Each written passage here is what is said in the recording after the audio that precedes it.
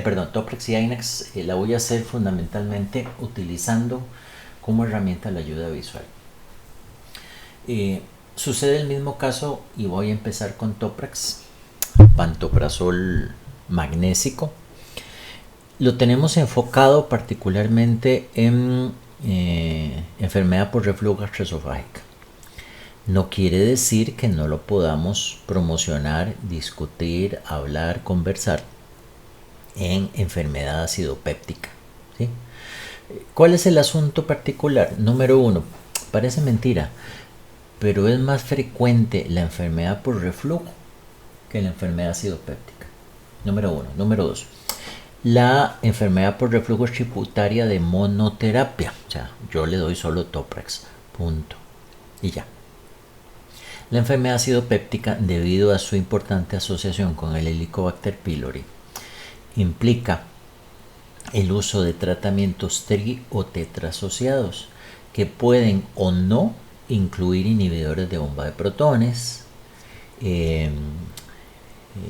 bismuto, subsalicilato de bismuto y diferentes combinaciones de antibióticos, incluyendo penicilinas, macrólidos y metronidazol también, o imidazólicos. Entonces se las trae, realmente se las trae. Entonces, desde un punto de vista meramente de enfoque comercial, vamos a estar hablando sobre la utilidad de inhibidores de bomba de protones como Toprex en el manejo de la enfermedad por reflujo. Aunque, insisto, esto no quiere decir que no podamos utilizarlos en nuestra discusión con el médico sobre el manejo de la enfermedad acidopéptica como una parte del rompecabezas que implica el tratamiento integral de esta patología. Okay. El otro punto también importante es hablar de potencia, control y seguridad. Específicamente en potencia. Vamos a ver, mucho del discurso del líder de mercado, hablemos específicamente del esomeprazol, ha sido el darse a conocer como el medicamento clínicamente más efectivo, ¿sí? Y ellos tienen un montón de información al respecto sobre esta situación particular. Sin embargo, es interesante porque si usted se pone a hablar con gastroenterólogos, en última instancia el criterio es: no importa la bomba de inhibidor de bomba de protones que usted utilice, si usted lo usa bien, el paciente se va a curar. Quiere decir que todos son igualmente eficaces si son bien utilizados. Ok, pero entonces eso quiere decir que existen otras variables que afectan el cumplimiento del paciente y la eficacia. Si todos bien utilizados son igual de eficaces, entonces ¿qué es lo que hace que un producto sea más eficaz que el otro? Ok, entonces eso es lo que vamos a desarrollar ahora, más adelante. La otra variable también interesante en cuanto a potencia sucede con el caso específico del pantoprazol magnésico versus el sódico. Inicialmente el que sale a comercialización es el sódico hace muchos años, ¿verdad? Y muchos de los estudios, incluyendo los estudios pivote iniciales que documentan efectividad de pantoprazol, se hacen con pantoprazol sódico. Después se desarrolla el magnésico, inicialmente por mero situación de lograr un producto más estable a nivel de almacenaje, que nos permitiera, mayores inventarios, y menos posibilidad de deterioro, etc. Obviamente, en el momento que se ve el magnésico como mejor opción desde un punto de vista meramente logístico, hay que hacer estudios. Y esos estudios nos documentan que el pantoprazol magnésico tiene una mayor efectividad y una mayor duración de acción que el sódico.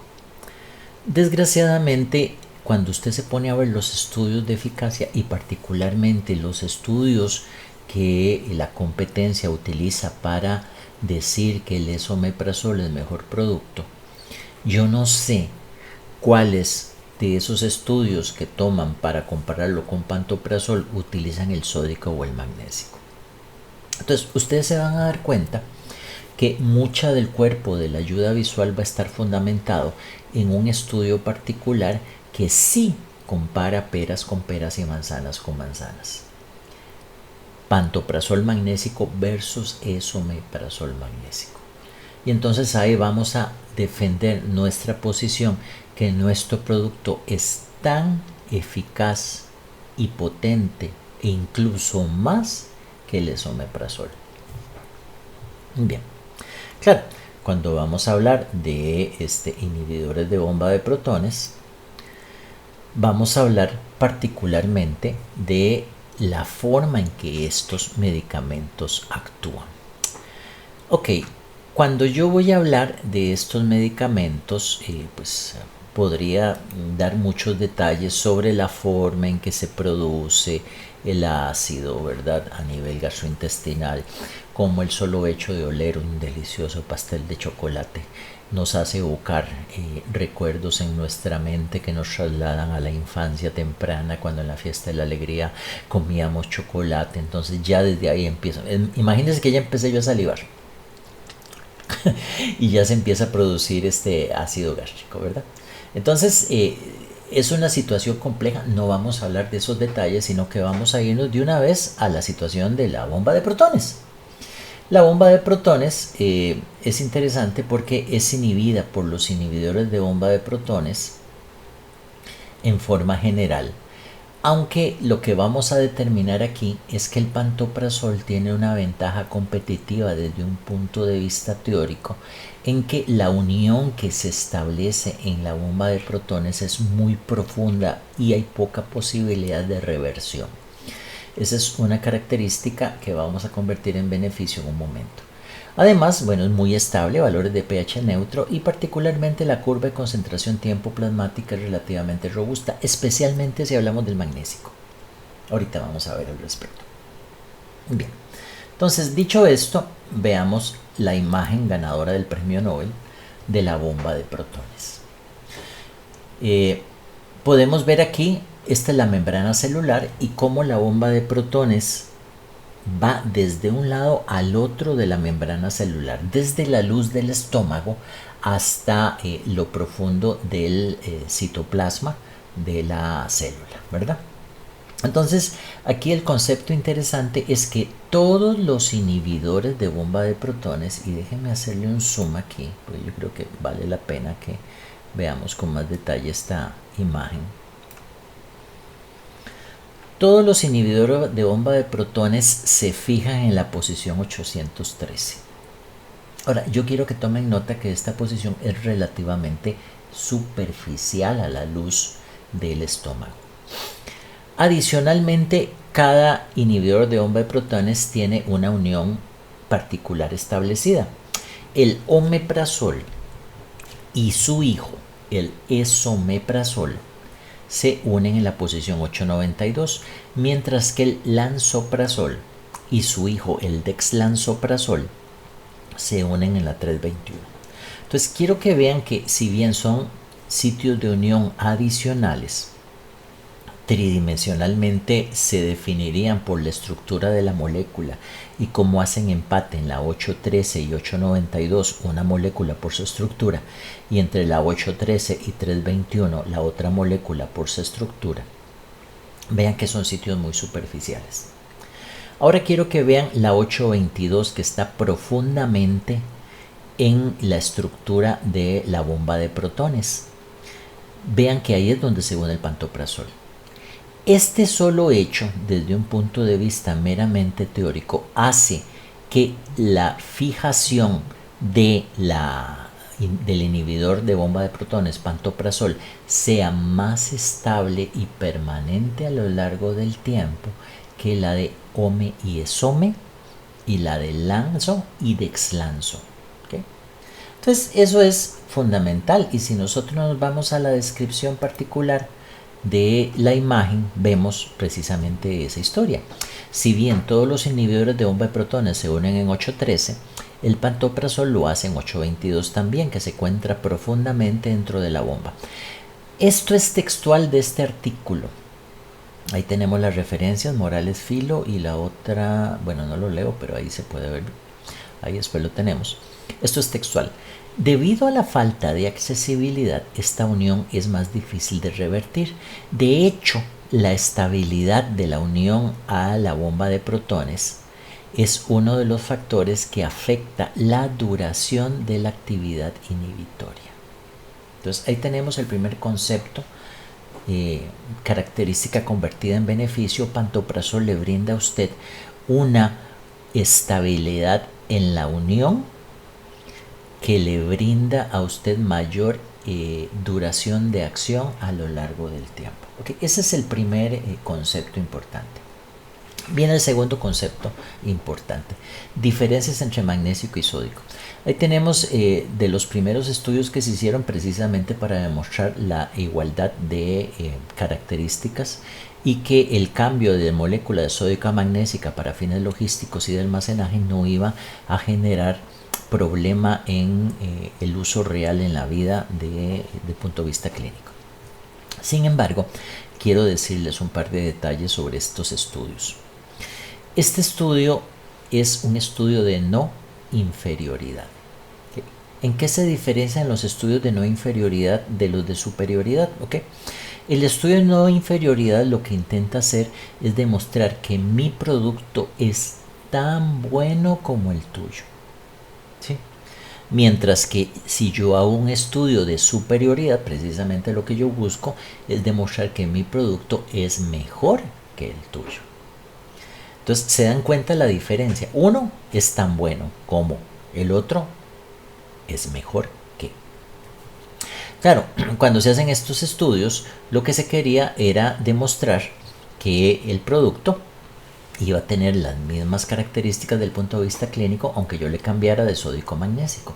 Sin embargo, con los resultados obtuvimos una respuesta muy interesante, una tendencia a un porcentaje de curación mayor por parte del magnésico que el sódico.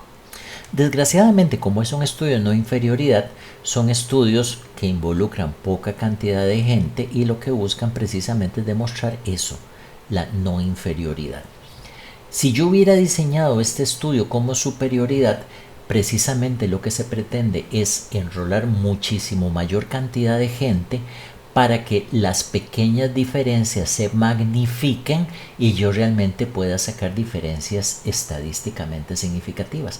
Esto no lo logro en un estudio de no inferioridad.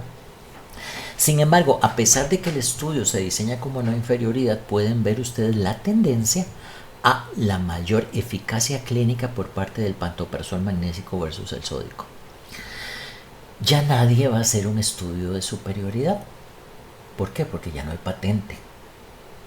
Pero si yo hubiera hecho un estudio de superioridad, probablemente estas diferencias serían claramente impactantes y me explicarían por qué estoy obteniendo los resultados del siguiente estudio que utilizaremos en la ayuda visual, que compara pantoprazol magnésico con esomeprazol magnésico.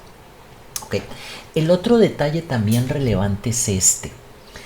El magnésico tiene una mayor vida media que el sódico. ¿Y eso qué quiere decir? Que este medicamento está disponible para inactivar nuevas bombas de protones a medida que se forman más tarde en el día, lo que permite una supresión prolongada del ácido. Entonces ya vimos tres conceptos interesantes. El primero, la unión más profunda en la bomba de protones que el pantoprazol ofrece sobre su competencia, lo que hace que se fije más fuertemente y sea más difícil de revertir. El segundo concepto importante que vemos acá es que el magnésico es, desde un punto de vista de eficacia clínica, mejor que el sódico. Aunque, admito, el estudio no demuestra diferencias estadísticamente significativas por las limitaciones que tiene en cuanto a diseño. El tercer concepto importante es que debido a su mayor duración de acción, es capaz de inhibir mayor cantidad de bombas de protones a lo largo del día a medida que se van haciendo. Entonces, esas tres características son importantes para demostrar después los resultados que tendremos en el estudio comparativo. Ok. Este es otro también concepto importante a tener presente. Las diferencias entre poblaciones en intención de tratamiento y población por protocolo. Esto no es placebo, ¿sí? Este estudio es meramente, o sea, este gráfico lo que demuestra es gente que tomó el producto de dos formas distintas. Cuando yo hablo de intención de tratamiento, que es el gráfico que usted diría que es el menos efectivo, entre comillas, me refiero a toda aquella paciente que empezó el estudio y que pudo haberlo terminado o no. ¿Sí? O sea, llegó al final o no lo llegó. O sea, ¿por qué no llegaron? Porque se perdió de tratamiento, se le perdió el medicamento, le cayó mal, no le gustó, se mudó de país, etcétera, etcétera. Entonces, usualmente las análisis con población de intención de tratamiento se hacen sobre todo aquel paciente que tomó al menos una pastillita. Claro, lo ideal es que el paciente complete el tratamiento según el protocolo. Entonces ahí tenemos la segunda curva que es por protocolo, ¿sí? Estos son los pacientes a los cuales completaron el tratamiento como tenía que completarse. Entonces yo quiero que vean una cosa. ¿Es importante completar el tratamiento al pie de la letra? Sí. Pero la otra cosa también importante es, a pesar de que el paciente no haya cumplido a cabalidad su tratamiento, evidentemente demostró una mejoría significativa. Recordemos estos conceptos, intención de tratamiento y por protocolo, porque dentro de un momento los vamos a retomar. Ok. El estudio de Morales Filo y el grupo de estudio PAMES, que salió en el 2014, fue muy relevante por ese sentido, porque compararon pantoprazol magnésico contra esomeprazol magnésico. Y se ha vuelto tan popular que hace un tiempo me di cuenta que hasta Sofarma empezó a manejarlo cuando vio que nosotros lo estábamos usando. Entonces, lo hemos utilizado en varios puntos a través del tiempo. En la ayuda visual del año pasado teníamos un gráfico comparador de curvas específico. Y ese gráfico lo que nos demostraba era, número uno, a las 4 semanas de tratamiento, lo que todo el mundo ya sabe y no dice, que todos los inhibidores de bomba de protones son iguales bien usados. En ese caso particular, a las 4 semanas el índice de curación de esomeprazol y pantoprazol magnésico eran iguales. ¿Qué quiere decir? Que Nexium no demostró ser mejor, como lo dice. Pero lo otro interesante que demuestra ese gráfico es, de las 4 a las 8 semanas, usualmente uno extiende el tratamiento 4 semanas más si el paciente no ha tenido una mejoría absoluta. Ojo, vean qué interesante. Los pacientes con esomeprazol no demostraron mayor mejoría, los de pantoprazol sí, en forma estadísticamente significativa. Entonces es interesante, si bien a las 4 semanas ambos productos demostraron ser iguales, o sea, Nexium no demostró ser mejor que pantoprazol magnésico, a las 8 semanas pantoprazol magnésico demostró ser mejor que Nexium. Este es un detalle importante. Lo trabajamos el año pasado, solo que este año quisimos enfocarnos en algunas situaciones que apelan más a la satisfacción del paciente. Vean, por ejemplo, alivio de síntomas. La tasa de alivio aumentó con el tiempo en el grupo de panto magnésico y fueron significativamente mayores que con esomeprazol en la semana 8. 91.6 versus 86. Ojo, esta es población en intención de tratamiento. La diferencia más notable fue en el grupo que cumplió cabalidad del estudio, la población por tratamiento, con un 95.8 versus 87.8. Vean, casi 10 puntos porcentuales mejor desempeño del pantoprazol magnésico que el sódico, con una diferencia estadísticamente significativa. Lo es para la intención de la población en intención de tratamiento, pero lo es mucho más exponencialmente en la población por protocolo. ¿Qué interesante? Claro, esto es pura palabrería. ¿Quiere números? Ahí tenemos números. Quejas ácidas, quejas abdominales superiores, quejas abdominales inferiores y náuseas al inicio, semana 4, semana 8.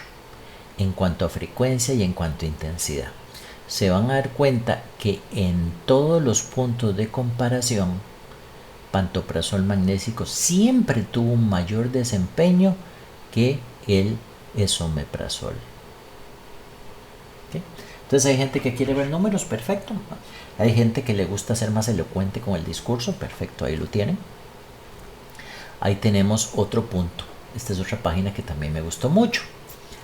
Ay, tranquilidad en la noche. Ustedes saben que uno de los problemas fundamentales que tiene la enfermedad por reflujo gastroesofágico es no solo que sentís ahí la hiel que se te sube hasta la garganta. Bueno, ¿cuántos de nosotros no hemos sentido reflujo? Sí, y me tomé un plato de chicharrones con un par de birras y a la mañana siguiente estoy... ¿Verdad? Bueno, imagínense que la enfermedad por reflujo gastroesofágico se presenta particularmente cuando yo estoy horizontal. Precisamente porque cuando estoy de pie la gravedad me ayuda a que no me siga subiendo tanto el ácido. Bueno, en el caso de los pacientes, muchas de las quejas que tienen en la enfermedad por reflujo gastroesofágico es no solo ardor y dolor, sino disfonía, tos, disfagia, que es dolor para tragar, ¿verdad? Y todo eso implica adicionalmente empeoramiento o síntomas respiratorios. De hecho, se dice en el asma que el asma rebelde a tratamiento hay 4 cosas que yo tengo que controlar si yo realmente quiero controlar un asma rebelde. Número 1, obesidad. Número 2, ansiedad, estrés y depresión. Vean qué interesante, porque todo esto genera cuadros de asma. Número 3, alergias. Y número 4, reflujo. Muy bien, vean qué interesante. Los trastornos del sueño mejoraron desde la semana 4 hasta la semana 8 de tratamiento con pantoprazol magnésico, pero no con esomeprazol. Esto es doble beneficio. Beneficio para el paciente porque va a dormir mejor en la noche y beneficio para el médico porque no lo van a estar despertando en la madrugada porque no puede dormir. Bien. Ahí tenemos de ese mismo estudio gráfico, o sea, tratando de decir la misma información de diferentes formas, tratando de apelar al tipo de médico con el cual estamos interactuando. Esta es insatisfacción con el tratamiento. Mayor cantidad de gente al final de las 8 semanas estuvo insatisfecho con esomeprazol que con pantoprazol. Y ahí terminamos con ese estudio. Este estudio es distinto, este es de LIC Colaboradores, y quisiera tal vez brindarles un par de ideas fuerza relevantes a este. Hablábamos al inicio que en iguales situaciones la efectividad de todos los inhibidores de bomba de protones son iguales. Ok, entonces ¿por qué hay inhibidores de bomba de protones que producen mayor alivio que otros? Bueno, una variable muy interesante es el cumplimiento del tratamiento. Cuando yo estoy en un estudio clínico, yo tengo al paciente cautivo. ¿Sí? O sea, no lo suelto. Lo veo los 3 días, le cuento las pastillitas, a ver si se las tomo al pie de la letra, los veo a los 5 días, los veo a los 7 días, los veo a los 10 días, lo estoy viendo y lo tengo así como un policía detrás de él. Eso no sucede en la vida real. En la vida real yo me tomo el medicamento y como son tratamientos de 4 a 8 semanas, si yo más bien siento que el medicamento me cae mal, ¿qué voy a hacer? Lo voy a dejar de tomar. Entonces encontramos en ese eje no solo el índice de curación a las 8 semanas, sino que ahora tengo el índice de aceptación, de tolerabilidad, de compromiso con la ingesta del producto. Esta es la otra variable importante a nivel de vida real. Ahora, debo decir algo. El medicamento que tiene mayor índice de curación es el esomeprazol de 40. Nexium se ha valido de esto para decir que su producto es mejor. Sin embargo, aquí yo digo que cometimos un pseudo error porque aquí puse Toprax 40 miligramos. El problema de esto es una unificación de los estudios de del pantoprazol sódico con el magnésico. Yo no tengo manera de saber cuánto pesa el sódico sobre estos resultados versus el magnésico. Entonces yo tal vez una mejor definición de este término no hubiera sido Toprax 40, sino que hubiera sido pantoprazol magnésico más sódico. Pero bueno, les doy a entender que a pesar de esa confusión que tal vez en parte puede explicar por qué parece que el Toprax es el que inmediatamente le sigue el esomeprazol en cuanto a eficacia, indudablemente hay otra variable importante que es tolerabilidad, y vean que de todos los medicamentos que existen el más tolerable es el pantoprazol. Incluso me llamó la atención porque vean que un medicamento como dexlansoprazol que prácticamente pudiese estar inmediatamente después del esomeprazol en eficacia, tiene una pésima tolerabilidad. Incluso los mismos autores lo encuentran aquí. El dexlansoprazol formó un solo grupo de agentes que puede tener una efectividad moderada, pero un pésimo cumplimiento. Entonces, ¿de qué me sirve darte a vos un producto que te va a caer mal? A los 3-4 días lo vas a dejar de tomar, no te vas a curar. No, ¿verdad? Entonces, ¿qué es lo que quiero darles a entender con este gráfico? Precisamente el mejor balance tolerabilidad-eficacia es para pantoprazol. Incluso podría decir que la eficacia podría ser mejor si hubiera sacado de acá los estudios sódicos, solo que no tengo manera de saberlo en este momento. Hay un estudio más aquí, me gustó porque era de lo más reciente que encontraba, es del 2019. Es un estudio de relación costo-efectividad. Los estudios de relación costo-efectividad hay que verlos con cuidado porque dependen de dónde se haga el estudio y cuánto valga el producto, ¿verdad? Sin embargo, independientemente de eso, compararon todos los inhibidores de bomba de protones y me gusta la conclusión textual a la cual llega Shang y colaboradores. Pantoprazol es la opción más costo efectiva entre todas las opciones disponibles. Ningún otro inhibidor de bomba de protones demuestra superioridad clínica sobre pantoprazol. Yo ahí pongo lo que él puso, ¿verdad? No estoy diciendo nada más de textual. El último slide tiene que ver con seguridad desde un punto de vista cardiovascular.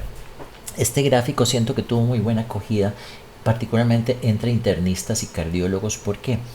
Porque hoy en día la enfermedad cardiovascular isquémica cardiovascular es muy importante en nuestra población y lleva frecuentemente a desenlaces no necesariamente fatales, pero sí incapacidades en mayor o menor grado. Bueno, hoy en día la mayoría de pacientes con un infarto terminan en una unidad coronaria. Se imaginan ustedes estar ahí con todas las luces, timbres, alarmas. Yo me estreso, Dios santo, no me dan de comida, estoy en ayunas por mucho tiempo, empiezo a desarrollar gastritis, úlceras, reflujo. Resulta que todos estos pacientes, hoy en día la práctica es que se vayan a la casa con clopidogrel. Bueno, vean qué interesante. Con excepción del pantoprazol, todos los inhibidores de bomba de protones comprometen el metabolismo del clopidogrel y aumentan el riesgo de un reinfarto, con excepción del pantoprazol. Yo estuve revisando hace unos días un poquito acerca del pantoprazol y estuve viendo que en varios estudios lo catalogan como el menos rápido, digamos. Es cierto en sí que, digamos, el tiempo que toma es más con respecto a otros inhibidores Fíjate, para, sí, para neutralizar un Andrés, poquito pero rápido en el inicio de acción. Sí, correcto. fíjate que no, y yo el ejemplo más fehaciente yo lo pongo nuevamente con este estudio comparativo de sódico y magnésico. Van a ver que este estudio está en español porque lo tradujimos, de hecho.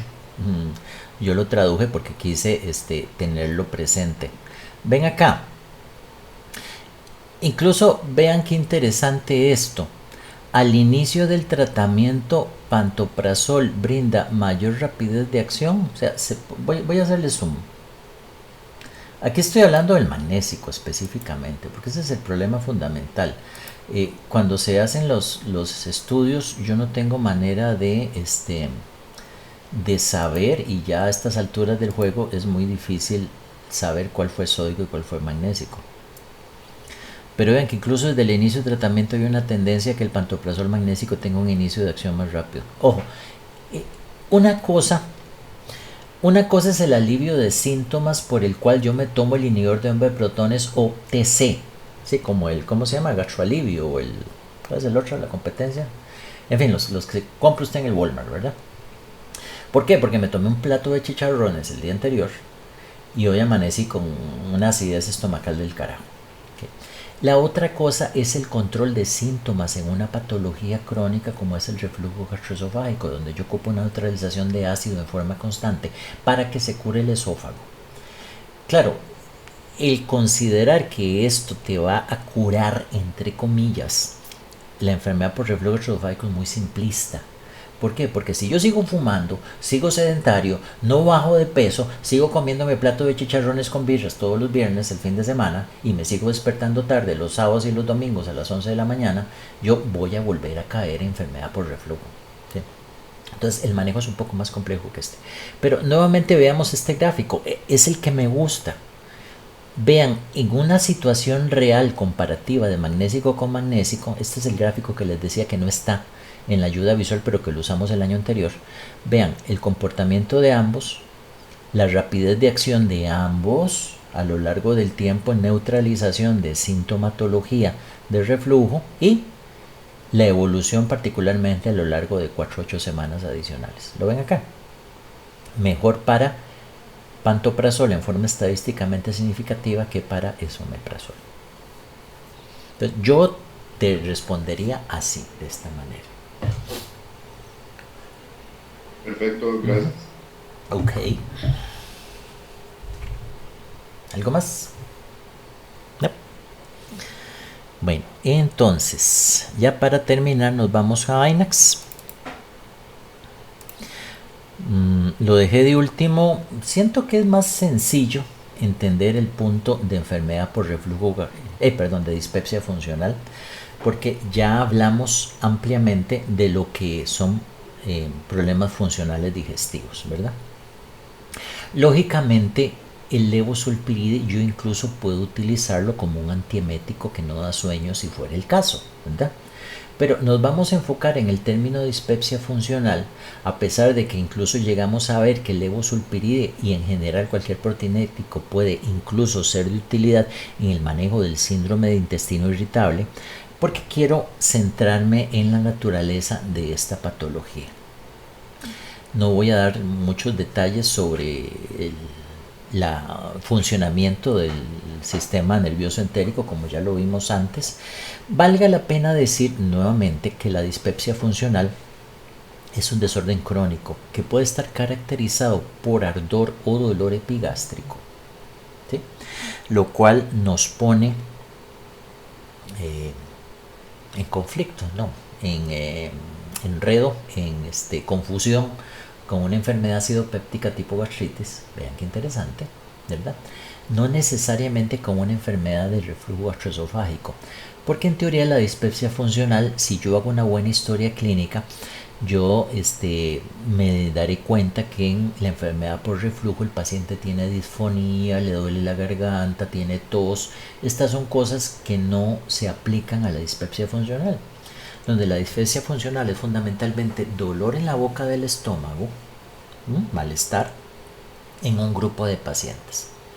En otro grupo de pacientes, más bien lo que van a sentir es pesadez, sensación de plenitud, llenura y saciedad temprana. Entonces, yo quiero que vean estos dos tipos de manifestaciones de los pacientes con dispepsia funcional. Claro, yo las separo para un mejor entendimiento. O le duele o se siente lleno. Pero en la vida real hay una combinación de ambos factores, ¿verdad? Ustedes pueden encontrar una combinación de ambos en los pacientes particulares. Lo que quiero que vean es que afecta casi al 10% de la población. Es recurrente y remitente. Ahí tenemos los tipos de manifestaciones, las de dolor y las del distrés postprandial. Como buena patología disfuncional que es de exclusión. ¿Qué les digo? Yo soy pediatra, o sea, ¿cuántos niños me llegan a mí con dolor de panza? Doctor, es que el chiquito le duele la panza. Ay, Dios santo, ¿y dónde es el dolor de panza? Aquí le duele la boca del estómago.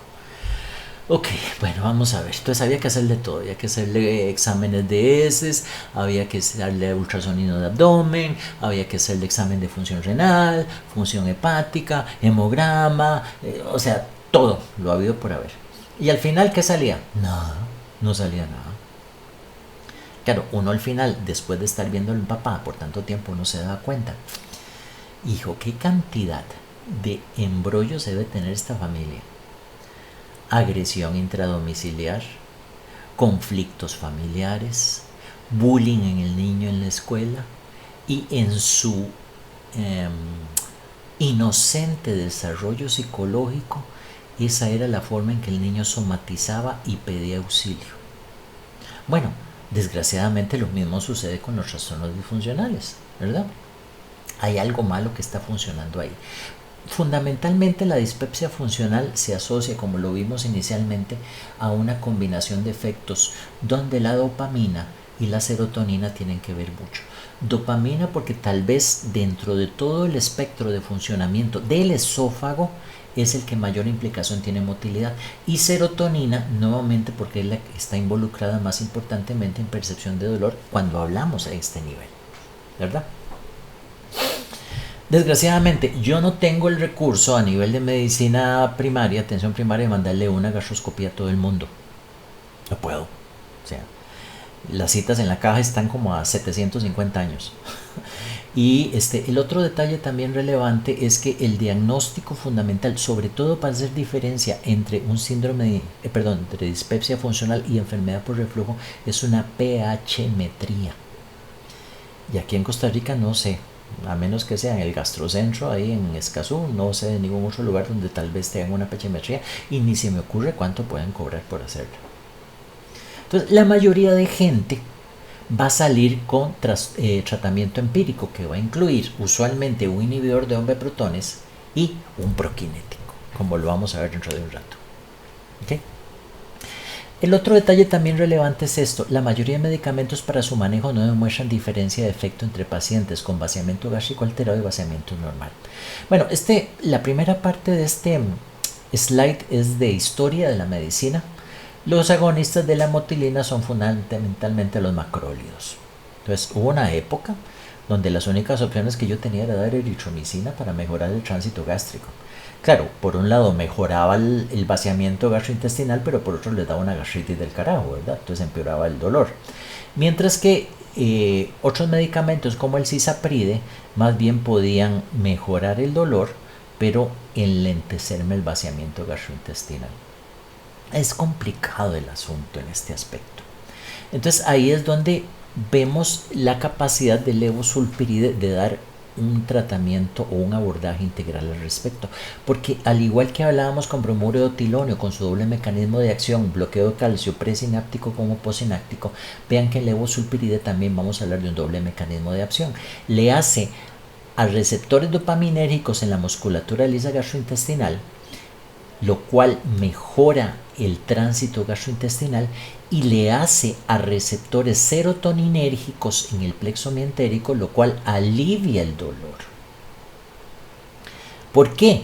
Porque el levosulpiride es un derivado del sulpiride, que es un antipsicótico. No vamos a detenernos aquí con antipsicóticos, pero recordemos brevemente que el antipsicótico, a diferencia de los antidepresivos, por ejemplo, sertralina, que le hace serotonina nada más, los antipsicóticos son una mezcla compleja que le hacen a receptores colinérgicos, serotoninérgicos, dopaminérgicos, etcétera, etcétera. Por eso es que todos los antipsicóticos son distintos. Bueno, levosulpiride, para dar efectos a nivel del sistema nervioso central, se ocupan dosis de más de 100 a 200 miligramos. Aquí estoy usando solo 25. Lo cual me da un excelente perfil de seguridad y un efecto meramente localizado. Vean qué interesante, ¿verdad? Siempre que hablo de INAX me alarma. Yo no sé si es Gutis el que está poniendo vallas o información. Me ha salido en el Facebook un par de veces anuncios de que creo que es Gutis el que está promocionando su sulpiride como un tranquilizante a dosis de 50 miligramos por kilo. O sea, me preocupa qué es lo que ellos están pretendiendo hacer con eso. Pero bueno, en fin, haga lo que haga Gutis, vámonos al levosulpiride. Quiero que entiendan particularmente cómo, derivado de antipsicótico atípico con un perfil de agonismo a diferentes receptores, por qué específicamente me ayuda a la variante dolorosa como a la variante digamos de motilidad de dispepsia funcional. Bueno, ahí tiene características convertidas en beneficios, reduce el tiempo de vaciamiento gástrico, también el biliar. O sea, obviamente no hablo mucho de vesícula biliar, pero bueno, ahí también me va a favorecer. Por su efecto antagonista de 2 tiene efecto antiemético. No lo voy a promocionar como antiemético porque ese no es el foco de comercialización en este caso particular, ¿verdad? Pero bueno, reduce sensibilidad del estómago en pacientes con sensibilidad gástrica aumentada. Ahí están los beneficios. Y ahí tengo gráficos comparados contra placebo. La efectividad en dispepsia funcional gracias a su mecanismo dual al inicio del tratamiento y al final. Vean que más del 90% de los pacientes resuelve su sintomatología y el poquito que queda la mejoró sustancialmente, de manera que si siguen molestos van a ser solo levemente. Esto es en cuanto a ardor, o sea, dispepsia funcional dolorosa. Este otro es en cuanto a llenura, el otro tipo de dispepsia funcional. Claro, la sensación de llenura es más complicada, ¿verdad? Aquí si yo le hago un zoom, van a ver que la ausencia total de síntomas es mucho menos radical que como lo vimos con la sensación dolorosa, ¿verdad? Ahí vemos que la resolución completa es un 66%, mientras que 30% presentan una mejoría relevante. Yo lo único que interpreto con esto es que al fin y al cabo sigue siendo un trastorno funcional gastrointestinal. El paciente se debe tener un rollo por detrás que es importante abordarlo concomitantemente al respecto. Vamos a ver. Y aquí ya empiezan las comparaciones. Aquí comparo contra cisaprida. O sea, vean, la evolución de los prokinéticos ha sido muy interesante y yo se los digo desde el punto de vista de pediatra. Cuando yo empezaba mi ejercicio de la pediatría hace más de 30 años, lo que nosotros teníamos para el reflujo de los bebés era metoclopramida. Yo usé la metoclopramida a diestra y siniestra por montones de tiempo y las mamás evidenciaban la mejoría y el alivio al respecto. De ahí resulta que lógicamente como la metoclopramida tiene un agonismo particular tipo D2 dopaminérgico, hay posibilidad de desarrollo de síntomas extrapiramidales hasta el punto que mucha gente abusó de la metoclopramida y hoy en día está restringido su uso a mayores de 12 años. Pero fue una época fabulosa. Después vino la cisaprida. Es que la cisaprida te puede dar aumento del intervalo QT. Entonces ya se dejó de usar cisaprida. Yo usé cisaprida por mucho tiempo. Lo último que había estado usando era domperidona. ¿Por qué no sale ibosulprida? Porque no tengo suspensión para darle a un bebés. Aparte de que no recientemente, pero hace ya varios años se documentó que el tratamiento de elección para la enfermedad por reflujo gastroesofágico, ¿cuál es? Los inhibidores de bomba de protones. Pero no podemos evitar el saber, el pensar que concomitantemente los prokinéticos pueden ser de ayuda en el manejo de problemas como este tipo. Bueno, ahí tenemos comparado levosulpiride con cisapride y vemos que si bien es efectivo, ambos son efectivos, es mucho más efectivo levosulpiride que cisaprida en el manejo de la dispepsia funcional. ¿Okay? Vamos a ver el siguiente slide. Me lo compara con domperidona. Y ahí igualmente vemos índices de curación de levosulpiride o de mejora, control, digamos, hoy no puede ser que se cure, control de dispepsia funcional mucho mejor con levosulpiride que con domperidona. ¿Lo ven acá? Perfecto, eso es maravilloso. ¿Qué quiere decir algo? Hay mayor posibilidad de que su paciente mejore con levosulpiride que con cualquier otro prokinético. Aquí viene la parte interesante. Este es un esquema de tratamiento de todo lo que se ha usado para la dispepsia funcional. Vean qué interesante. Si bien el sulpiride y el levosulpiride son los que demuestran mayor efectividad, este es un forest plot, este es un diagrama de bosque pero simplificado por grupo de tratamiento y por promedios. Vean que el antidepresivo tricíclico es efectivo. ¿Lo ven?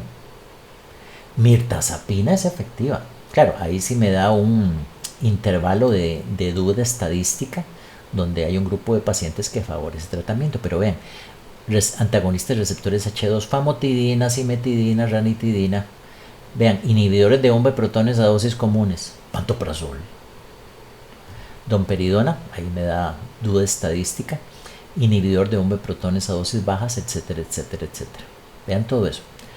Indudablemente la que mejor te ayuda es la levosulpirida, pero siempre que veo ese gráfico, yo me quedo pensando, sí, qué difícil a nivel de medicina primaria, atención primaria, cuando me llega el paciente y el paciente no tiene el recurso para hacerse una gastroscopía, para hacerse algún otro examen, muchos de estos pacientes van a salir con un prokinético y un inhibidor de bomba de protones.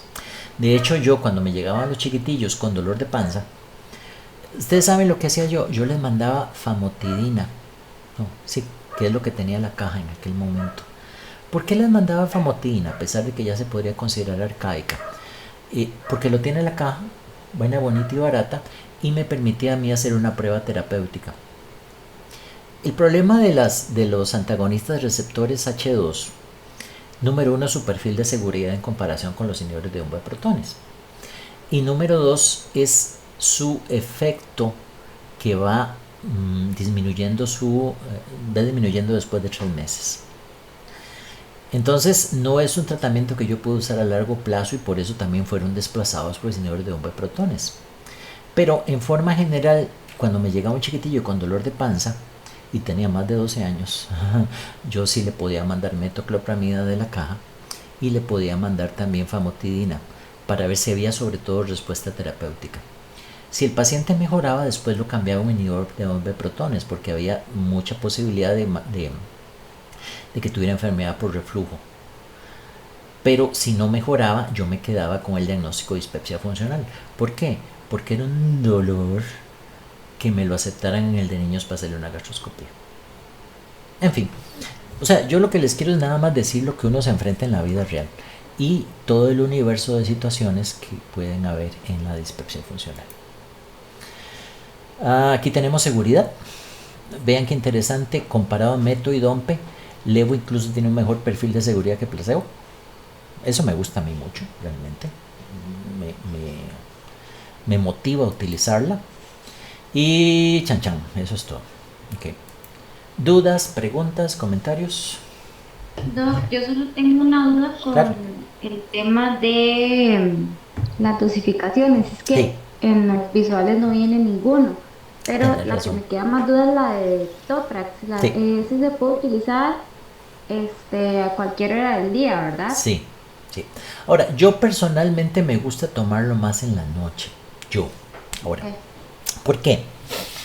Porque me va a inhibir la producción de ácido en la... Se supone que el Toprax, de todo lo que hemos hablado, el Toprax es el que más efectivamente a lo largo del tiempo te va a neutralizar el ácido por todas las características que dimos, ¿verdad? Sin embargo, también tengamos presente que la madrugada, o sea, durante el sueño es tal vez el periodo más crítico. ¿Por qué? Porque yo estoy horizontal totalmente y es cuando más voy a tener posibilidad de que refluje. Entonces, con más importancia es neutralizar la producción ácida en las horas de la noche y la madrugada. Entonces, yo personalmente siempre soy de la opinión, a pesar de que el documento de producto dice que usted lo puede tomar en cualquier momento y que no tiene interferencia con los alimentos y que es estable en pH neutros, etcétera, etcétera, me gusta tomarlo con la cena para precisamente que el pico de acción esté durante la madrugada, que es usualmente cuando los pacientes más se quejan, más tienes problemas con el insomnio, etcétera. Pero sería antes de la cena, Sí. digamos, como Sí. una media hora antes Sí. de cenar. Exacto. Ok, perfecto, gracias. ¿Algo Bueno, más? pero y entonces, Doc, digamos, si alguien, no sé, va a utilizar tanto el Toprax como el Linux, Uh-huh. entonces, digamos, entre ellos que haya como alguna distancia, o sea, que primero se tome el Toprax. No, yo diría que es irrelevante. Ok. No hay problema.